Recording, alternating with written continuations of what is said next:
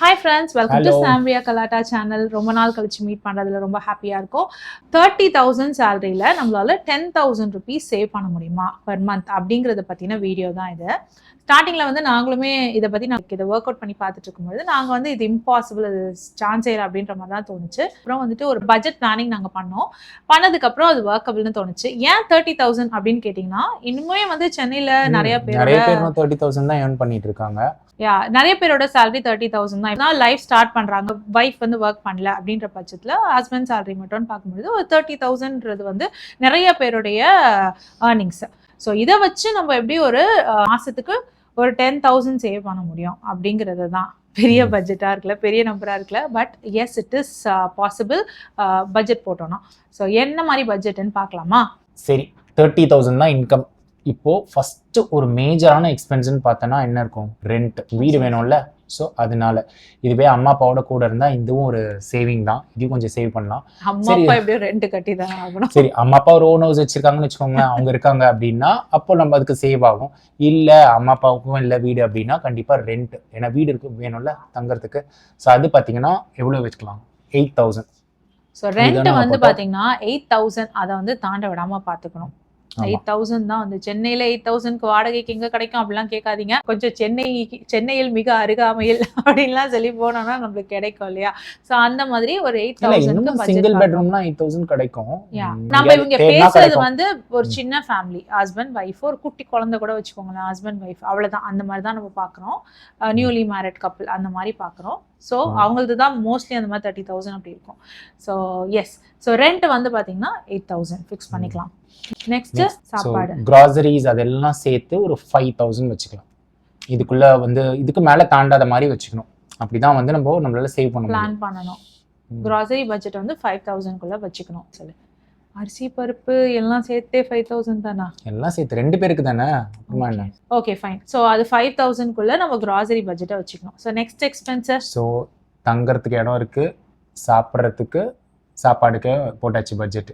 Next வந்து EB bill, utility bill, இதெல்லாம். Electricity கண்டிப்பாக கரண்ட்டுக்கு ஆகும், கேஸு, அப்புறமா இன்டர்நெட் பில்ஸ். எஸ், இப்போலாம் இன்டர்நெட் இல்லாமல் முடியவே முடியாது. வைஃபை, இதுக்கெல்லாம் சேர்த்து ஒரு 2,000 வச்சுக்கலாம். இதுக்கு மேலே போகக்கூடாது.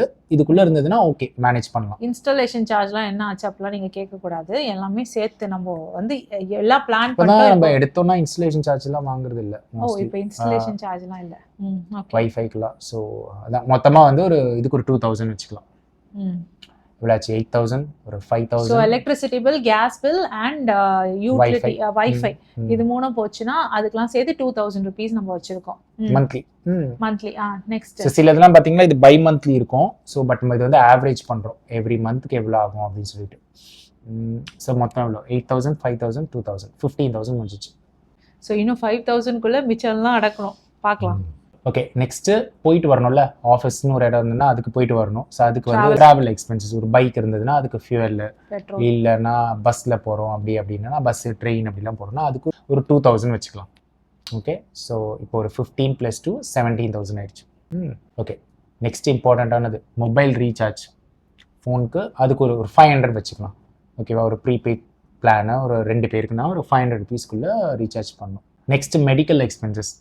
ஏதோ ஒரு டாக்டர் விசிட் போகிறோம், ஏதோ ஒரு டேப்லெட்ஸ் ஏதோ ஒன்றுத்துக்கு அப்படி ஆகுதுன்னா அதுக்கு ஒரு 1,000 rupees வச்சுக்கலாம். ஏன்னா வந்துட்டு நம்ம வந்து யங்காக தான் இருக்கோம் இல்லையா? 30,000 அப்படின்றப்போ நியூலி மேரிட் அப்படின்றவங்கள தான் நம்ம பார்க்குறோம். ஸோ மெடிக்கலுக்கு நிறைய எக்ஸ்பென்ஸ் இருக்கக்கூடாது. ஸோ அதனால அதுக்கு 1,000 மட்டும் தான் போடுறோம். ஓகே, நெக்ஸ்ட் ஒரு என்டர்டைன்மெண்ட்டுக்குன்னு ஒரு அமௌண்ட் வச்சுக்கலாம். இதுல என்டர்டைன்மெண்ட் பட்ஜெட் வேற வேணும்ல. 30,000 இருந்தாலும் அவங்களுக்கும் வந்து ஒரு என்டர்டைன்மெண்ட் வேணும்ல பாருங்க. ஸோ ஒரு மூவி போறாங்க, இல்ல வெளில எல்லாம் ஏதோ ஒரு வீக்கெண்ட் போறாங்க அப்படின்னா அதுக்கு ஒரு 1,500 வச்சுக்கலாம். சூப்பர். ஓகேவா? சும்மா வீட்லயே சாப்பிட்டுட்டே இருந்தா எவ்ரி டைம். ஸோ அதனால ஒரு வீக்கெண்ட்ல ஏதாவது ஒரு ஹோட்டல்ல போய் சாப்பிட்றதுக்கு. ஈட்டிங் அவுட் வேறங்க பாருங்களேன், அதுக்கும் பட்ஜெட் போட்டிருக்கீங்களா? அதுக்கு ஒரு 1,000 ரூபாய் போட்டுக்கலாம். 1,000 ரூபாய் ஈட்டிங் அவுட். நம்ம வந்து இந்த பரோட்டா கடைக்கு அப்படி போனா கூட ஒரு 100, 150ன்னு சொல்லிட்டு ஒரு எல்லா வீக்கும் போகணும்னு அவசியம் கிடையாது. ஒரு 2 weeks ஒன்ஸ் போலாம். வீக் வேணாங்க, நம்மளுக்கு ஏதோ ஒரு நாள் முடியல அப்படின்னா நம்ம போனோம்னா கூட ஒரு 150 rupees அப்படி ஸ்பெண்ட் ஆகுதுல்ல. ஓகே ஃபைன், அதுக்கு ஒரு 1,000 ரூபாய் வச்சுக்கலாம். 1,000 ரூபாய். ஓகே, இதுக்கு அப்புறமா எமர்ஜென்சி ஃபண்ட். ஸோ அது நம்ம வந்து கண்டிப்பாக ஒரு மாதம் ஒரு 2,000 சேவ் பண்ணிட்டு இருக்கோம். ஸோ ஏதாவது ஒரு பெரிய எக்ஸ்பென்சஸ் வந்ததுன்னா அதுக்கப்புறமா நம்ம சேவிங் பண்ணாமல் இருக்க முடியாதுல்ல. ஸோ நம்ம சேவிங்கும் பண்ணிட்டு இருக்கணும்.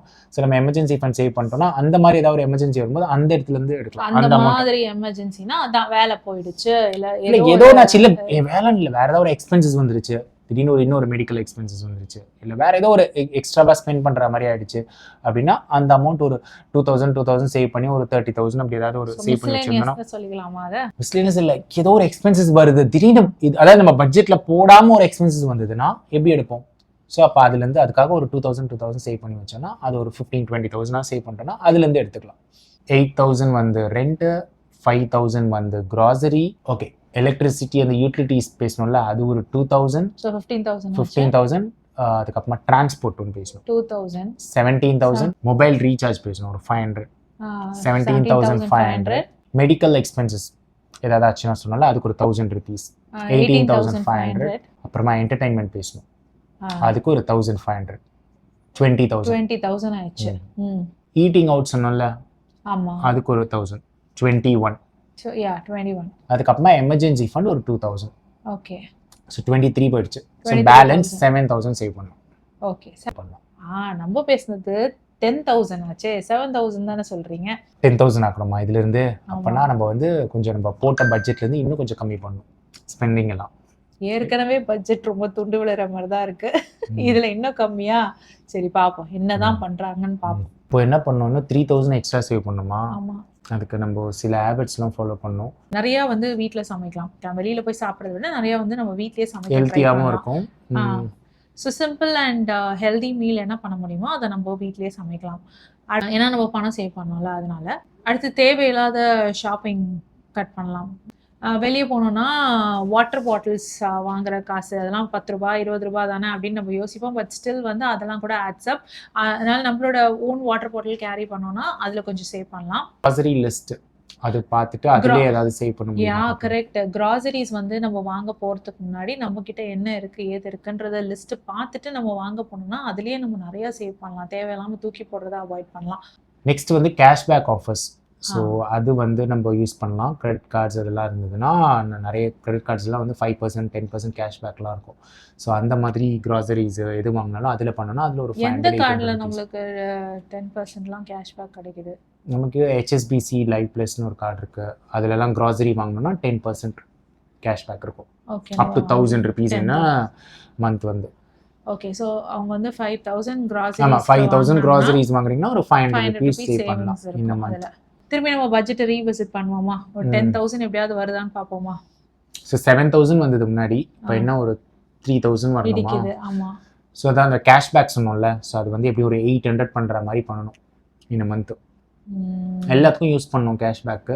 கிராசரி மட்டும் 500 சொன்னோம்ல. ஸோ முடிஞ்ச வரைக்கும் இன்னும் UPI பேமெண்ட்லாம் இருக்குது இப்போல்லாம், அதெல்லாம் 3%, 5% கேஷ்பேக்லாம் இருக்கும். முடிஞ்ச வரைக்கும் அந்த மாதிரி பண்ணணும். ஜிபே பண்ணாமல், ஜிபே கேஷ்லாம் பே பண்ணாமல் இந்த மாதிரி என்னென்ன பேமெண்ட் ஆப்ஷன்ஸ் இருக்கோ கிரெடிட் கார்டில் பே பண்ணால் அதில் ஒரு மொத்தமாக ஒரு 800 rupees சேவ் பண்ணலாம். ஈஸிலி பண்ணலாம் இந்த மந்த்து. ஓகே. அதுக்கப்புறமா அந்த ஈட்டிங் அவுட் சொன்னோம்ல, அது 1,500 தானே போட்டோம், கொஞ்சம் அதிகமாக இருக்குது. ஸோ நம்ம அதை கொஞ்சம் கம்மி பண்ணி ஒரு 500 rupees அதில் சேவ் பண்ணலாம். ஸோ 1,000 வந்து 1,500 ஆகும். ஓகே.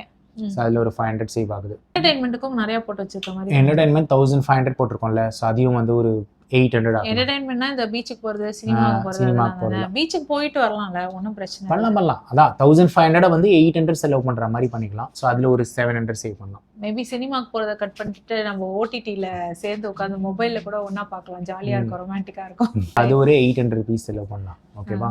ஓகே. நெக்ஸ்ட்டு மேஜராக எமர்ஜென்சி ஃபண்ட் நம்ம 2,000 சொன்னோம்ல, சரி நம்ம அதை ஒரு 1,000 அட்லீஸ்ட் சேவ் பண்ணணும் அதில். ஓகே. ஸோ அதில் 1,000 இன்னும் கொஞ்சம் பண்ணோன்னா அதை தூக்கி சேவிங்ஸில் பண்ணோன்னா ஒரு எவ்வளோ ஆகுது? 10,000 வந்துடும். ஓகே. ஸோ இப்படி அப்படி அங்கேருந்து பிச்சு பிடுங்கி போட்டோன்னா வரும். ஸோ ஃபைனல் பட்ஜெட் என்ன அப்படின்றத வந்து நாங்கள் ஸ்க்ரீனில் போடுறோம். இதுதான் ஒரு 10,000 rupeesக்கான பட்ஜெட்டிங் என்னென்னு சொல்கிறோம்.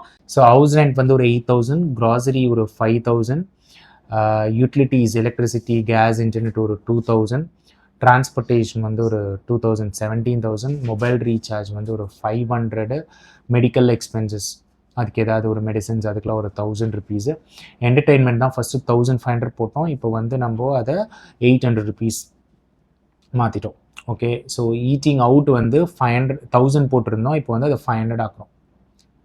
ஓகே, அதுக்கப்புறமா எமர்ஜென்சி ஃபண்ட் 2000 போட்டிருந்தோம், சரி அட்லீஸ்ட் இப்போ 1000 ஆக்கலாம். அதை இப்படி பண்ணோன்னா ப்ளஸ் கேஷ்பேக் வந்து சொன்னேன் ஒரு 800 rupees சேவ் பண்ணலாம் அப்படின்னு சொல்லிட்டு ஓவராலாக இப்படி பண்ணோன்னா நம்ம வந்து ஒரு 10,000 சேவ் பண்ணலாம் இன் அ மந்த். கொஞ்சம் இழுத்தோம் பிடிச்சோம் அப்படின்னு கொஞ்சம் பண்ணோம்னா 10,000 வந்து நம்மளால கண்டிப்பாக சேவ் பண்ண முடியும். 30,000ன்றது 30,000ஆகவே இருந்துடாதுல, வருஷம் மாறும். அதுக்கேற்ற மாதிரி நம்ம சேவிங்ஸையும் இம்ப்ரூவ் பண்ணிட்டு வந்தோம்னா நல்லா இருக்கும். ஆமாம், 10,000 எவ்ரி மந்த்து. ஸோ இந்த மாதிரி நம்ம 12 months சேவ் பண்ணால் எவ்வளோ ஆகும்? 1.2 lakhs ஆகும். 3 years சேவ் பண்ணால் 3.6 lakhs ஆகும்.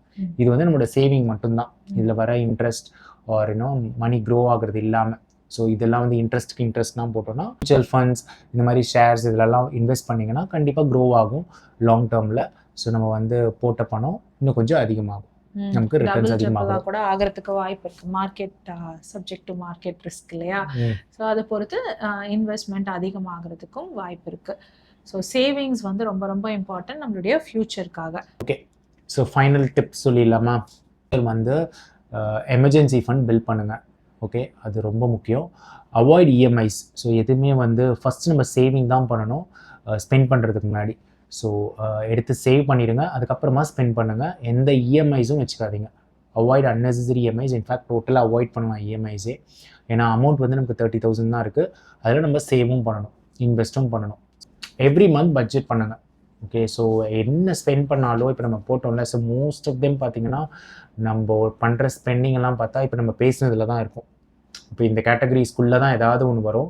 ஸோ அதெல்லாம் எவ்வளோ ஸ்பெண்ட் பண்ணுறோம் அப்படின்றத ஒரு பேப்பர்லையாவது எழுதி வச்சுருங்க. எவ்ரி மந்த் எவ்வளோ ஆகுதுன்னு. ஒரு 10 rupees போனால் கூட அது வந்து எந்த கேட்டகரியில் போகுது அப்படின்னு நமக்கு தெரியும், எவ்வளோ ஸ்பெண்ட் பண்ணுறோம் அப்படின்னு. அப்போ தான் நமக்கு எங்கே பணம் போகுது அப்படின்னு தெரிஞ்சால் தான் நம்மளால் ஸ்டாப் பண்ண முடியுமா, ஏதாவது அன்னெசரி ஸ்பெண்ட் பண்ணுறோமா அப்படின்றது நமக்கு தெரியும். அது எதுவுமே நம்ம ட்ராக் பண்ணலன்னா நமக்கு எதுவுமே தெரியாது, நம்ம பாட்டு அப்படியே ஸ்பெண்ட் பண்ணிகிட்டே இருப்போம். அதனால சேவ் ஃபர்ஸ்ட், அதுக்கப்புறமா ஸ்பெண்ட் லேட்டர். ஸோ 30,000க்கே நம்மளால 10,000 சேவ் பண்ண முடியும் அப்படின்னு பார்த்தோம். கொஞ்சம் கஷ்டம் தான், பட் ஸ்டில் வந்து அந்த கோல் அச்சீவபிள் தான். அதனால முடியாது அப்படின்னு நினைக்காதீங்க. ஸ்டார்ட் பண்ணுங்கள். எங்கேயாவது ஒரு இடத்துல நம்ம ஸ்டார்ட் பண்ணால் தான் நம்ம சேவ் பண்ண ஆரம்பிப்போம்.